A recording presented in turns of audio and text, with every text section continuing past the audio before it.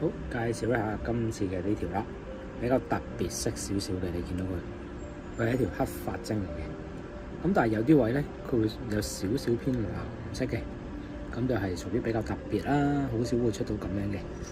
咁呢條黑髮晶咧，左手就招財，右手就辟邪嘅。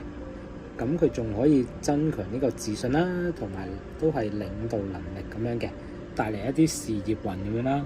咁我哋度一度呢條 size 先，好係9.5 m 到啦，9.6 m 到啦。咁咧大過8 m， 咁所以咧男仔女仔都係可以戴嘅，戴上手又唔會特別話大粒珠咁樣啦。上手睇下先，係啦，咁戴上手。見到佢嘅晶體咧比較清澈嘅，髮絲都好多。